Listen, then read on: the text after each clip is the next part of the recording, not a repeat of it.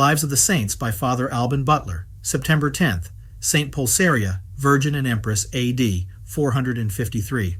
In this incomparable princess virtue shone forth on the imperial throne in the brightest luster, and showed itself equally happy in itself, and equally invincible in the trials of adversity and those, which are usually more dangerous, of flattering prosperity. The Empress Pulcaria was granddaughter to Theodosius the Great and daughter to Arcadius, Emperor of the East, and his wife Eudoxia. She was born in 399 and had 3 sisters, Flacilla, who was the eldest but died soon, and Arcadia and Marina, who were younger than Pulcaria. Arcadius was a weak prince, always governed by his wife and his eunuchs. He reigned 13 years and 3 months from the death of his father Theodosius, and died on the 1st of May in the year 408, having lived 31 years and some months. He left a son 8 years old, and appointed for his minister and tutor Anthemius, one of the wisest men in the empire, who had been a constant friend to Saint Euphrates and Saint Chrysostom. Saint Pulcheria was only 5 years old when she lost her mother, and 9 when she lost her father, but for her prudence and piety, she was, from her infancy, the miracle of the world. On the 14th of July in 414, though only 15 years of age, she was declared in the name of her young brother, Augusta, and partner with him in the imperial dignity, and charged with the care of his instruction, though but 2 years older than him. Her wisdom, capacity, and sedateness, in which she far exceeded any of her age, supplied her want of experience. To cultivate her brother's mind and give him an education suitable to his rank, she placed about him the most learned and virtuous masters, and made it her first concern to instill into him sentiments of religion and piety, being sensible that all other qualifications are useless and often dangerous when not guided by these principles. She taught him to pray with great devotion, to love the places of divine worship, and to have a great zeal for the Catholic Church and its holy doctrine.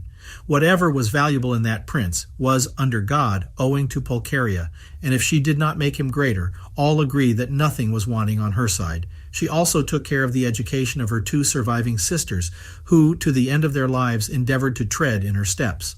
Out of a motive of perfect virtue, not out of views of prudent policy, lest suitors for marriage should embroil the state, at 15 years of age she made a public vow of virginity, and induced her sisters to do the same. They had a share in all her employments except those that regarded the state. They ate together, were united in all acts of devotion and charity, and what time was not devoted to exercises of piety and to useful studies, they employed in working tapestry or embroidery. Pulcaria only absented herself when she was obliged to attend upon business of the state, finding a solitude in the palace itself. The penitential austerities which she practiced were such as seemed rather to suit a recluse than one who lived in a court. Men were denied entrance in hers and her sisters' apartments for avoiding the least suspicion or shadow of danger, and she never saw or spoke to any man but in public places. The imperial palace under her direction was as regular as a monastery. Upon all emergencies, in imitation of Moses, she consulted heaven by devout prayer, then listened to the advice of able counselors before she took any resolution in matters of weight. The imperial council was, through her discernment, composed of the wisest, most virtuous, and most experienced persons in the empire. Yet, in deliberations, all of them readily acknowledged the superiority of her judgment and penetration. Her resolutions were the result of the most mature consideration, and she took care herself that all orders should be executed with incredible expedition, though always in the name of her brother, to whom she gave the honor and reputation of all she did. She was herself well skilled in the Greek and Latin tongues, in history and other useful branches of literature, and was, as everyone must be, who is endowed with greatness of soul, and a just idea of the dignity of the human mind, the declared patroness of the sciences, and of both the useful and polite arts. Far from making religion subservient to policy, all her views and projects were regulated by that virtue, and by this the happiness of her government was complete. She prevented by her prudence all revolts which ambition, jealousy, or envy might stir up to disturb the tranquillity of the church or state. She cemented a firm peace with all neighboring powers, and abolished the wretched remains of idolatry in several parts. Never did virtue reign in the Oriental Empire with greater luster, never was the state more happy or more flourishing, nor was its name ever more respected even among the barbarians, than whilst the reins of the government were in the hands of Pulcaria. Theodosius was 20 years old when it was thought proper for him to marry, and, by the advice of Pulcaria, he pitched upon Athenais, the daughter of an Athenian philosopher, who had given her an excellent education, but had disinherited her. She came to court to procure his will to be made void on that account, and, by her beauty, genius, and uncommon accomplishments, raised the admiration of everyone, insomuch that the emperor judged her most worthy to be made his consort. She was first baptized, for she had been brought up an idolater. Her name, Athenais, being derived from Athena or Minerva, she changed it into that of Eudoxia, and Theodosius was married to her on the 7th of June, 421, 2 years after. In 423, he declared her Augusta. This marriage made no alteration in the state, the chief administration being still entrusted to Pulcaria, till the eunuch Chrysaphius, a great favorite with the emperor, prepossessed Eudoxia against her, who had been long mortified at the great sway her sister had in the government. In 431, Nestorius was condemned in the Council of Ephesus. Chrysaphius and Eudoxia were indefatigable in their intrigues and practices to ruin Pulcaria, and the emperor, whose misfortune was supine indolence and weakness of understanding, after having been long deaf to their insinuations, at length was so far worked upon as to give heartily into all that they said against her. Upon their suggestion he sent an order to Saint Flavian, Bishop of Constantinople, to make her a deaconess of his church. The good prelate waited on the emperor and urged cogent reasons against the proposal. Finding the prince resolutely bent on the thing, he went home, promising to return to court at an appointed time. But he first sent a private message to Pulcaria, desiring her to take care to be out of the way. The princess understood by this hint the contrivance of her enemies, and retired to a country seat in the plains of Hebdomon, with a resolution of spending the remainder of her days in silence and holy retirement. This happened in the year 447.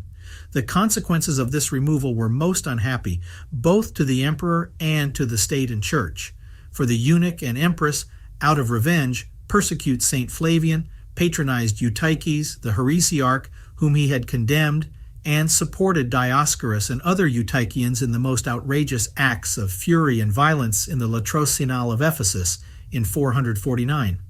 Theodosius himself was prevailed upon blindly to publish an edict, declaring an approbation of all these proceedings, and of the Second Council of Ephesus, as he styled the violent assembly of Dioscorus and the other furious heretics, usually called the Latrocinale, or Assembly of Robbers.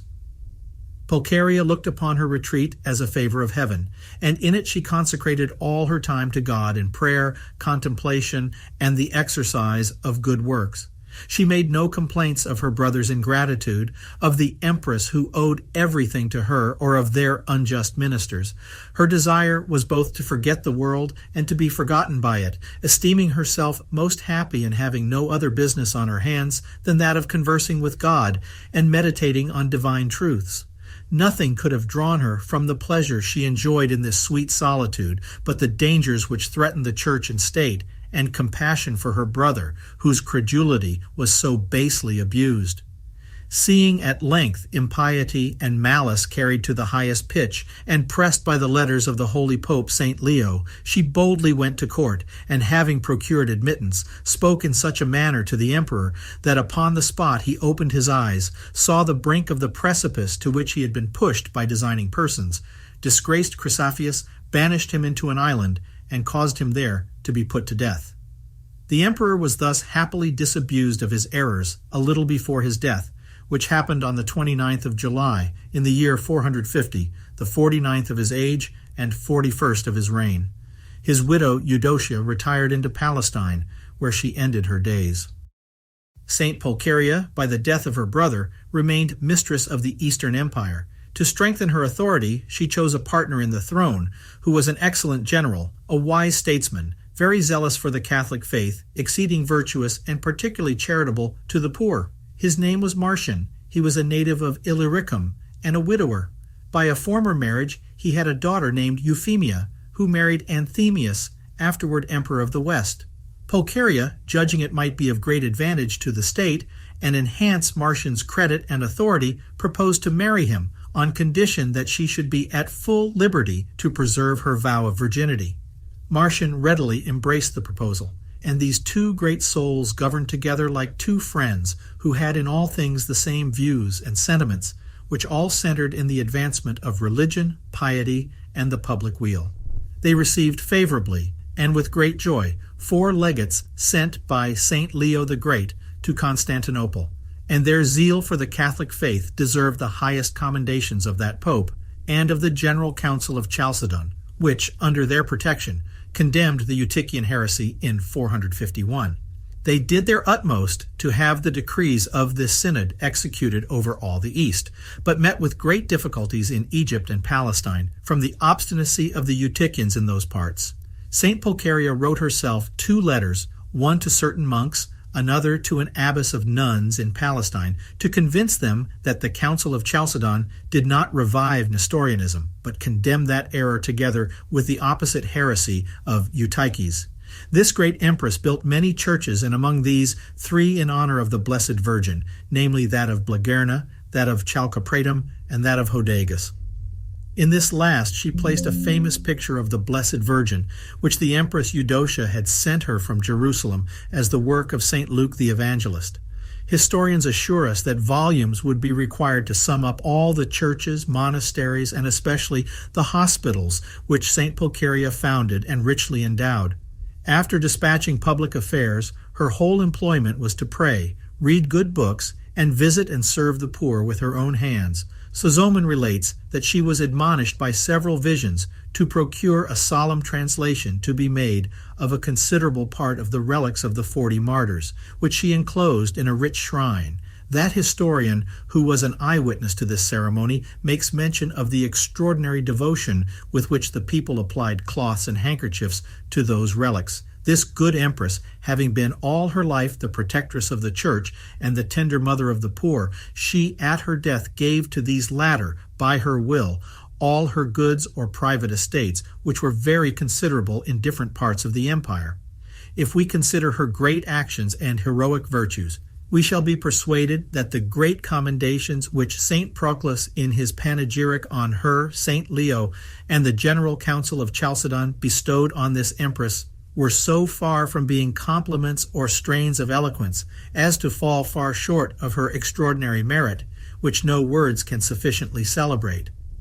A little before her death, she had finished the court of the Church of St. Lawrence in her own palace, which was of most excellent workmanship. She passed from a temporal to an eternal crown in 453 on the 10th of September, being 68 years and some months old.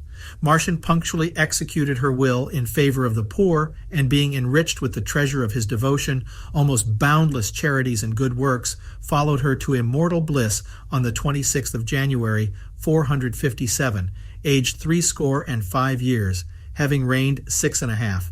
His memory is blessed for his virtues and for the great services he did religion. Leo, a native of Thrace, was chosen his successor in the empire. Both Latins and Greeks celebrate the feast of Saint Pulcheria as of a holy virgin. The learned Pope Benedict XIV expresses a singular veneration for her memory.